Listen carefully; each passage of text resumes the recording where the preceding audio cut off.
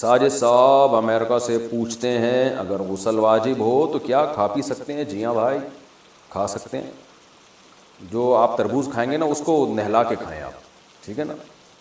خود غسل ضروری نہیں ہے، جو چیز آپ کھا رہے ہیں نا وہ اس کا غسل ضروری ہے. پاکستان میں تو، آپ تو امریکہ میں رہتے ہیں، یہاں تو بہت ضروری ہے، کیونکہ گٹر کے پانی والی سبزیاں بھی مل رہی ہیں، ان میں اسپرے بھی ہو رہے ہیں، پتہ نہیں کیا ہو رہا ہے. لہذا اس کو تو بالکل اچھی طریقے سے غسل دیا کریں. یہ جو پھل فروٹ ہم کھا رہے ہیں پھر کھایا کریں، خود غسل ضروری نہیں ہے. اچھا، ناپاکی میں قرآن کی آیت پڑھنا، یہ سوال پوچھا ہے. یہ پوچھنے والے نے نام ہی نہیں لکھا. کیا ناپاکی کی حالت میں قرآن کی آیت پڑھ کر دعا کر سکتے ہیں یا نہیں؟ نیز بغیر وضو کے قرآن کی آیت پڑھ سکتے ہیں یا نہیں؟ بغیر وضو کے تو بہرحال قرآن پڑھ سکتے ہیں، البتہ ناپاکی کی حالت میں قرآن کی تلاوت جائز نہیں ہے. البتہ قرآن کی وہ آیتیں جن میں دعا کا عنصر پایا جاتا ہے، دعا کے میننگ پائے جاتے ہیں، تو ان آیتوں کو ناپاکی کی حالت میں دعا کی نیت سے پڑھ سکتے ہیں، تلاوت کی نیت سے نہیں پڑھ سکتے. جیسے قرآن میں آتا ہے ربنا آتنا فی الدنیا حسنۃ وفی الآخرۃ حسنۃ وقنا عذاب النار. اب یہ دعا ہے لیکن قرآن کی آیت بھی ہے، تو آپ اسے آیت کی نیت سے نہ پڑھیں. ناپاکی کی حالت میں دعا کی نیت سے آپ پڑھ سکتے ہیں. اسی طرح آیت الکرسی ہے تو یہ قرآن کی آیت، لیکن اگر آپ ناپاکی کی حالت میں یعنی جنابت میں یا حیض و نفاس کی عورت اگر ہے تو حیض و نفاس کی حالت میں آیت الکرسی قرآن کی تلاوت کی نیت سے نہ پڑھیں. ہاں وہ بطور دم کے، بطور رقیہ کے، بطور وظیفہ کے پڑھ سکتی ہے وہ. اسی طرح سورہ فلق، سورہ ناس ہے، آپ دم کرنے کے لیے تو پڑھ سکتے ہیں، تلاوت کی نیت سے نہیں پڑھ سکتے آپ. ناپاکی میں نماز پڑھنے سے کیا انسان کافر ہو جاتا ہے؟ بچپن میں اگر ناپاکی کی حالت میں نماز پڑھی ہو، ایک دفعہ فیملی والے مجھے زبردستی لے گئے تھے تو میں شرم کی وجہ سے نہیں بتا سکا کہ میں ناپاک ہوں، اور میں نے مسجد میں نماز پڑھ لی. اس وقت میری عمر 14-15 سال ہوگی، تو اس بارے میں کیا حکم ہے؟ میں نے ایک کلپ سنا تھا کہ ناپاکی کی حالت میں نماز پڑھنا کفر کے زمرے میں آتا ہے. بلال صاحب چائنا سے. بلال صاحب بالکل یہ عمل جو ہے کفر کے قریب پہنچا دیتا ہے انسان کو، کیونکہ نماز کے ساتھ مذاق ہے نا یہ. تو کافر کا فتویٰ تو کسی پہ نہیں لگایا جا سکتا اتنے آرام سے، لیکن بہرحال یہ عمل بہت برا عمل ہے. تو احتیاط اسی میں ہوتی ہے کہ اس صورت میں انسان ایمان کی تجدید کرے. نکاح کی بھی بہتر ہے، اگر آپ تو 15 سال کے تھے، نکاح نہیں ہوا ہوگا آپ کا، احتیاط اسی میں ہے. تو کفر کا فتویٰ تو نہیں لگایا جا سکتا کسی شخص کے بارے میں کہ اس نے بلا وضو نماز پڑھی تو یہ کافر ہو گیا، لیکن یہ عمل بہرحال بہت خطرناک ہے. تو ناپاکی کی حالت میں مسجد میں جا کے نماز پڑھنا، یہ نماز کے ساتھ چونکہ مذاق ہے، اس لیے بعض حضرات نے اس کو کفر سے تعبیر کیا ہے. لیکن بہرحال آپ نے توبہ کر لی تو اب انشاءاللہ اللہ معاف کرنے والا ہے. سچی توبہ کریں اور آئندہ یہ حرکت نہ کریں. ویسے بھی نماز چھوڑنا کبیرہ گناہ ہے. آپ کو رشتہ دار نہ بھی لے کے جاتے تو بھی آپ پر لازم تھا کہ آپ غسل کریں اور غسل کر کے نماز پڑھیں. اور شرعی احکام میں شرم کرنا بھی جائز نہیں ہے. بعض لوگوں پہ غسل فرض ہوتا ہے، ان کو نہاتے ہوئے شرم آ رہی ہوتی ہے کہ لوگ کیا کہیں گے. تو بھائی شرم تو اللہ کی نافرمانی کرتے ہوئے آنی چاہیے نا. شرم تو اس پہ آنی چاہیے کہ اللہ نے نماز فرض کی ہے اور آپ نماز چھوڑ رہے ہیں. تو جو اللہ کی اطاعت کر رہا ہے اس کو شرم آ رہی ہے، جو نافرمانی کر رہا ہے اس کو شرم نہیں آ رہی ہے. عجیب بات ہے. ڈاکٹر سے علاج نہ کرانا کیا توکل کے خلاف ہے؟ میں نے آپ کے بیان میں سنا تھا کہ اسباب اختیار کیے بغیر اللہ پہ توکل کرنا بدعت کی ایک قسم ہے. اگر کوئی شخص بیمار ہے اور علاج نہیں کراتا اور ایسے ہی گھر پر علاج کر رہا ہے تو کیا یہ بھی بدعت میں شامل ہے؟ دیکھیں، اسباب اختیار نہ کرنا اور پھر اللہ پہ توکل کرنا یہ توکل نہیں ہے بلکہ جہالت ہے. اس بارے میں صحیح حدیث ہمارے پاس موجود ہے. رسول اللہ صلی اللہ علیہ وسلم سے صحابی نے پوچھا، یا رسول اللہ کہ میں اونٹ کو رسی سے باندھوں یا اللہ پر اعتماد اور توکل کروں، ایسے ہی چھوڑ دوں اس کو؟ آپ نے فرمایا شد عقالہ وتوکل علی اللہ، اونٹ کو رسی سے باندھو اور پھر اللہ پہ توکل کرو. تو اسباب اختیار کرنا ضروری ہے، لیکن خوب سمجھ لیں اسباب سے کون سا سبب مراد ہے. اسباب کی 3 قسمیں ہیں. کچھ اسباب ایسے ہوتے ہیں جن پر یقیناً نتیجہ مرتب ہوتا ہے 100%. جیسے شدید پیاس میں جب آپ پانی پئیں گے تو پانی پینا سبب ہے پیاس بجھانے کا، لازمی آپ کی پیاس بجھے گی. اللہ کی عادت ہے کہ اللہ تعالیٰ اس پر نتیجہ لازمی مرتب کرتے ہیں.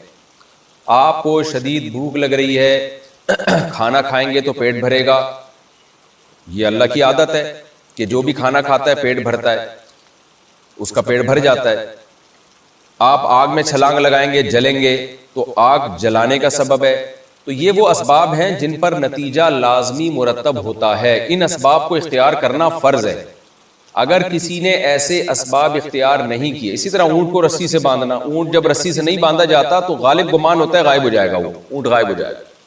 آپ کراچی میں رات کو دکان پہ تالا لگا کے نہیں سوئیں گے تو دکان غائب ہو جائے گی آپ کی سامان سمیت.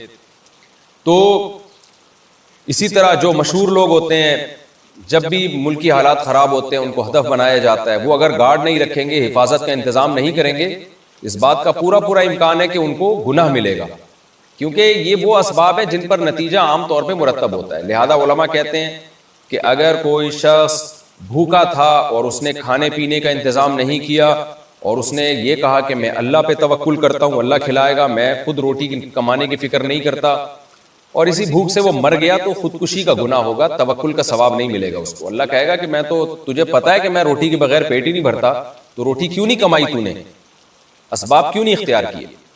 تو یہ وہ اسباب ہیں جن کا اختیار کرنا فرض ہے.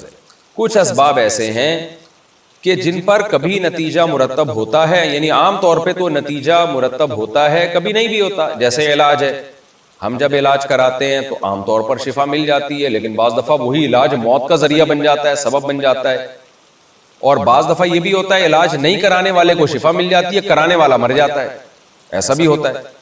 تو اس قسم کے جو اسباب ہیں جن پر عام طور پہ نتیجہ مرتب ہوتا ہے، ان اسباب کو اختیار کرنا فرض نہیں ہے لیکن سنت ہے، کیونکہ آپ صلی اللہ علیہ وسلم سے آپ کی سنت ہے کہ آپ علاج کراتے تھے. تو اس لیے علاج اگر کوئی شخص نہیں کراتا اور مر جاتا ہے تو خودکشی کا گناہ نہیں ہوگا، لیکن ایک خلاف سنت کام ہوگا، قابل ملامت ہوگا کہ اللہ کے بندے جب تجھے ساری دنیا کہہ رہی تھی کہ اس کا علاج ہے، ڈاکٹروں کے پاس یہ بیماری ہے اور اس کی میڈیسن آ چکی ہے، تو نالائق تو علاج کیوں نہیں کراتا. تو ایسا شخص بہرحال قابل ملامت ہے اور شدید قابل ملامت ہے کہ وہ توکل کا سہارا لے کے علاج سے جان کیوں چھڑا رہا ہے. خوب سمجھ لیں. لیکن علاج کی بات بعض قسمیں ایسی ہوتی ہیں کہ جو مریض ہے نا اس کو خود پتا ہوتا ہے کہ یار مجھے یقین نہیں ہے کہ اس سے میرا علاج ہوگا، یا اس کو یہ بھی خطرہ ہوتا ہے کہ علاج کے سائیڈ افیکٹ بھی ہوتے ہیں نا. بعض دفعہ علاج کراتے ہیں ایک چیز ٹھیک ہوتی ہے، 4 چیزیں خراب ہو جاتی ہیں. تو اگر اس نوعیت کا علاج ہے تو اس میں پھر اگر کوئی اللہ پہ توکل کرتا ہے اور کہتا ہے میں علاج نہیں کراؤں گا اور اسی طرح اللہ نے چاہا تو اللہ مجھے ٹھیک کر دے گا، تو پھر یہ ہر آدمی کے لیے تو یہ عمل ٹھیک نہیں ہے. لیکن جن کا اللہ پہ بہت زیادہ توکل ہے اور گہرا توکل ہے اللہ پر، ان کے لیے یہ عمل جائز ہے. تو ایسے بہت سارے بزرگان دین دنیا میں گزرے ہیں، آج بھی موجود ہیں. جب بیمار ہوتے تھے تو وہ علاج نہیں کرتے تھے، وہ کہتے تھے اللہ بس ٹھیک کر دے گا، اور وہ ٹھیک ہو بھی جاتے تھے. ایسے ہمارے اکابر بھی گزرے ہیں کہ لمبے عرصے تک بستر پہ پڑے رہے، لوگوں نے بہت کوشش کی ان کا علاج کیا جائے، انہوں نے کہا نہیں بھائی اللہ ٹھیک کرے گا، اور وہ طویل عرصے کے بعد اس بیماری سے نکلے اور ایسا ٹھیک ہوئے کہ پھر جلدی بیمار بھی نہیں ہوتے وہ. لیکن یہ چیز ہر آدمی کے لیے مناسب نہیں ہے. عام لوگوں کو نارمل طریقے سے ہی چلنا چاہیے. جو بیماری ہو رہی ہے تو تمیز سے، جیسے ساری دنیا کلینک میں جا رہی ہے، ڈاکٹر حکیم کے پاس جا رہی ہے، تو تمیز سے جیسے سب چل رہے ہیں آپ بھی چلیں، کیونکہ آپ پھر رشتہ داروں پہ بوجھ بنیں گے، سوسائٹی پہ بوجھ بنیں گے، اور پھر اگر بالفرض ٹھیک نہ ہوئے اور کوئی معذوری پیدا ہو گئی تو پھر آپ کے دل میں وسوسے آئیں گے کہ میں نے اللہ پہ توکل کیا اور اللہ نے مجھے ٹھیک ہی نہیں کیا. تو جو کامل درجے کے متوکلین ہوتے ہیں نا، پھر ان کے دل میں وسوسے نہیں آتے. جیسے ہمارے نبی صلی اللہ علیہ وسلم ایک وقت جب کھانا نہیں ملتا تھا تو آپ صبر کرتے تھے. آپ یہ تھوڑی کہتے تھے کہ میں نے اللہ پہ اعتماد کیا اور دیکھو اللہ تو مجھے کھلا ہی نہیں رہا، بلکہ آپ صبر کرتے تھے، کوئی بات نہیں بھائی، رزق تو اللہ کے ہاتھ میں، کبھی پیٹ بھرے گا تو شکر کریں گے، جب خالی رکھے گا تو صبر کا ثواب لیں گے. تو یہ توکل ہر ایک میں نہیں ہوتا. اس لیے علاج کی وہ قسم جس پہ یقینی شفا ہو اور علاج نہ کرنے کی صورت میں یقینی موت ہو، اس قسم کا تو اختیار کرنا واجب کے درجے میں ہی ہونا چاہیے، لازمی ہونا چاہیے. وہ تو توکل کے، یعنی اس میں توکل کا سہارا لینا ٹھیک نہیں ہے. جیسے کوئی بلیڈنگ ہو رہی ہے، کسی کو خون بہ رہا ہے تو ہاسپٹل جائے بھائی، وہ تاکہ ڈاکٹر خون روکیں اس کا، ورنہ مرے گا. لیکن بعض علاج کی قسمیں ایسی ہوتی ہیں کہ جو مبتلا ہوتا ہے نا، جو بیمار ہے، اس کو بھی اندازہ ہوتا ہے مختلف ڈاکٹروں کی، مختلف حکیموں کی رائے لے کر کہ اس میں علاج کرانے سے فائدے کی امید تو ہے لیکن کوئی زیادہ امکان نہیں ہے. تو ایسی صورت میں اگر کوئی توکل کرتا ہے تو پھر اس میں توکل کی بھی گنجائش ہے، جائز ہوگا توکل پہ انشاءاللہ ثواب بھی ملے گا. لیکن یہ توکل ہر ایک کے لیے نہیں ہے، یہ کامل لوگوں کے لیے. عام مسلمان کو تمیز سے، نارمل طریقے سے جیسے سب چل رہے ہیں اسی طرح چلنا چاہیے. زیادہ فنٹر بننے کی کوشش نہیں کرنی چاہیے. ہاں، اور میں اب یہ ٹاپک کو کمپلیٹ کر دوں کہ علاج اسباب کی بعض صورتیں ایسی ہیں جن پر اکثر نتیجہ مرتب ہی نہیں ہوتا ہے، اتفاق سے کبھی ہو گیا، جیسے تعویذ وغیرہ ہے، رقیہ ہے. تو رقیہ میں عام طور پر ایسا ہوتا ہے کہ بھئی وہ کبھی ہو گیا کبھی نہیں بھی ہوا. تو یہ والی قسم اگر کوئی اختیار نہ بھی کرے تو بھی کوئی حرج نہیں ہے، اس میں توکل کرنے پر ثواب ملے گا. لیکن جو سنت رقیہ ہے اس کا بہرحال اہتمام کر لینا چاہیے، اس میں سنت پوری کرنے کا ثواب ملے گا.